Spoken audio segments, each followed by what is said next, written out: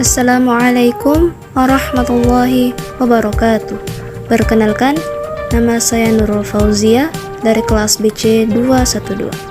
Pada kesempatan kali ini, saya akan menjelaskan tentang hakikat ilmu pengetahuan sosial.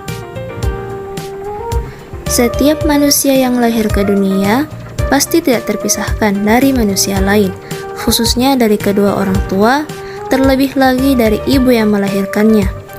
Sejak saat itu, si bayi telah melakukan hubungan dengan orang lain, terutama dengan ibunya dan dengan anggota keluarga yang lainnya. Meskipun masih sepihak, hubungan sosial itu telah terjadi. Selanjutnya, dalam pertumbuhan jasmani dan perkembangan rohani sesuai dengan penambahan umur, pengenalan serta pengalaman seseorang terhadap kehidupan masyarakat di sekitarnya semakin berkembang dan meluas. Pengenalan manusia di luar dirinya tidak hanya terbatas pada orang-orang dalam keluarga saja, melainkan meliputi teman sepermainan, para tetangga, warga kampung, dan seterusnya. Dari pengalaman pengenalan dan hubungan sosial tersebut, dalam diri seseorang akan tumbuh pengetahuan tentang seluk-beluk hidup bermasyarakat, berkenaan dengan kebutuhan tertentu, sifat-sifat orang lain, tempat yang pernah dikunjungi, hal-hal yang baik dan buruk, hal-hal yang salah dan benar dalam hidup bermasyarakat. Pengetahuan yang melekat pada diri seseorang, termasuk yang melekat pada diri kita masing-masing, dapat dikatakan sebagai pengetahuan sosial. Hanya tentu saja, berkenaan dengan namanya sangat tergantung pada pernah sekolah atau tidak. Sebutan sebagai pengetahuan sosial atau resminya ilmu pengetahuan sosial yang disingkat IPS baru diketahui secara formal setelah kita bersekolah. Apabila kita hayati lebih lanjut, kehidupan manusia di masyarakat itu beraspek majemuk atau multi aspek. Kalau kita hayati kehidupan kita masing-masing dalam hubungan hidup di masyarakat, kita tidak akan berani berhubungan dengan orang lain tanpa busana atau tidak berpakaian.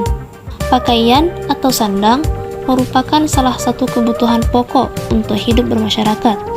Kebutuhan pokok lainnya yaitu makanan atau bahan pangan. Makanan bagi manusia tidak hanya semata-mata untuk mempertahankan hidupnya saja, melainkan juga sebagai kekuatan untuk mampu berhubungan dengan orang lain. Bahkan, makanan-makanan tertentu ada gengsi dan nilai sosialnya. Makanan bagi manusia tidak hanya semata-mata untuk mempertahankan hidupnya saja, melainkan juga sebagai kekuatan untuk mampu berhubungan dengan orang lain. Bahkan, makanan-makanan tertentu ada gengsi dan nilai sosialnya.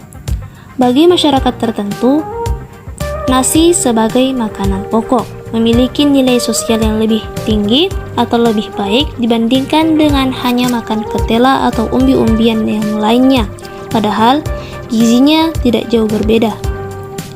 Kebutuhan lain yang melekat dengan manusia sebagai anggota masyarakat adalah kebutuhan tempat berlindung atau rumah. Rumah ini juga tidak hanya sekedar tempat berlindung, melainkan juga ada gengsi dan nilai sosialnya.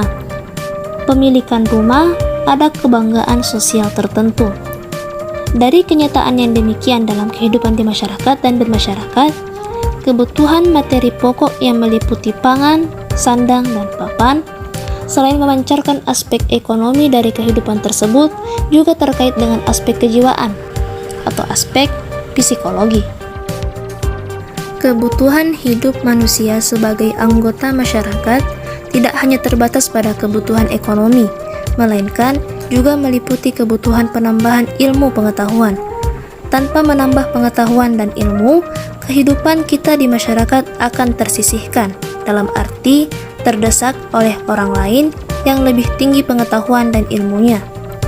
Pengetahuan dan ilmu sangat membantu manusia memanfaatkan sumber daya bagi kesejahteraan. Oleh karena itu, pengetahuan dan ilmu mengembangkan teknologi yang membantu kita meningkatkan kesejahteraan tadi. Keterkaitan antara pengetahuan, ilmu, dan teknologi dalam kehidupan masyarakat dewasa ini melahirkan ungkapan iptek sebagai singkatan dari pengetahuan dan teknologi.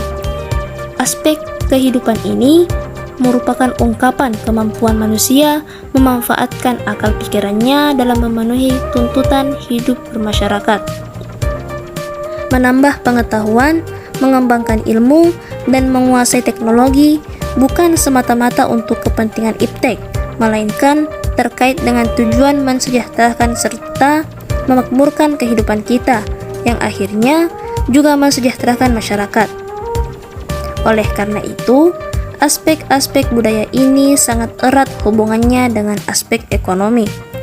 Selanjutnya, apabila kita hayati dengan penguasaan iptek yang semakin meningkat, juga meningkatkan kepercayaan diri, kebanggaan diri, dan kemampuan intelektual dalam menghadapi berbagai masalah. Dengan demikian, aspek budaya berkaitan dengan aspek psikologi. Jika kita menelaah ke belakang sekitar 10 atau 20 tahun yang lalu, bagaimana lingkungan kota, desa, dan bahkan negara kita dapat membandingkan kemajuan hari ini dengan keadaan pada zaman penjajahan Belanda dan penjajahan Jepang yang telah lampau. Dalam kehidupan bermasyarakat, berbangsa, dan bernegara, urutan waktu peristiwa sangat bermakna dalam menelaah perkembangan serta kemajuan.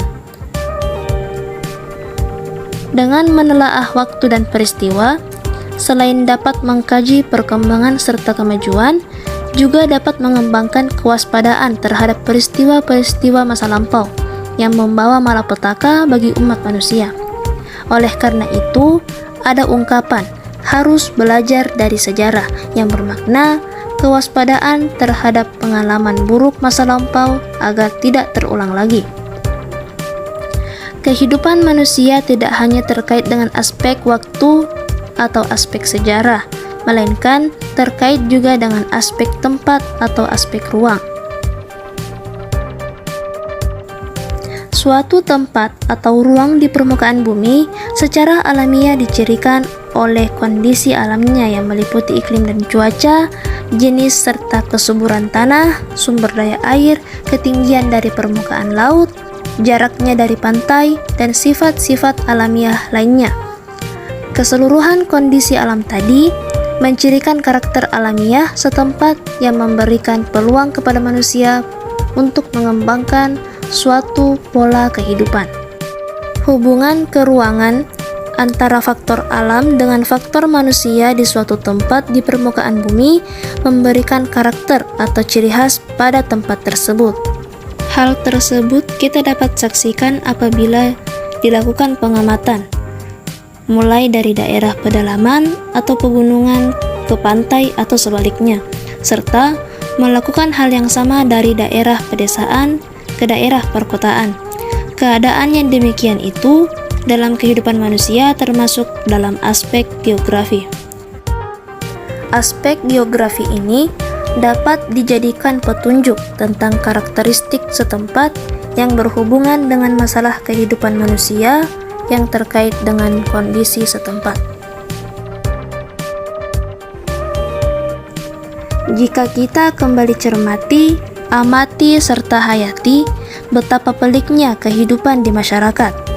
Kehidupan masyarakat beraspek majemuk, meliputi aspek hubungan sosial, ekonomi, psikologi, budaya, sejarah, geografi, dan politik. Aspek norma, nilai, bahasa, seni, dan sebagainya yang menjadi komponen dalam kehidupan manusia termasuk ke dalam bidang keilmuan yang disebut humanior. Apabila kita telaah dengan cermat ilmu-ilmu sosial dengan humaniora, dua kajian yang berbeda namun berkenaan dengan objek yang sama, yaitu kehidupan manusia di masyarakat. Adapun pengertian ilmu pengetahuan sosial atau yang disingkat IPS merupakan mata pelajaran atau mata kuliah yang mempelajari kehidupan sosial dan mengintegrasikan bidang ilmu-ilmu sosial dan humaniora. Pendidikan IPS ini bertujuan membina anak didik menjadi warga negara yang baik, yang memiliki pengetahuan, keterampilan, dan kepedulian sosial yang berguna bagi dirinya sendiri serta bagi masyarakat dan negara. Secara singkat dapat disimpulkan bahwa fungsi IPS sebagai pendidikan yaitu membekali anak didik dengan pengetahuan sosial yang berguna, keterampilan sosial dan intelektual dalam membina perhatian serta kepedulian sosial sebagai sumber daya manusia Indonesia yang bertanggung jawab merealisasikan tujuan nasional. Mungkin sekian dari saya, kurang dan lebihnya mohon dimaafkan. Assalamualaikum warahmatullahi wabarakatuh.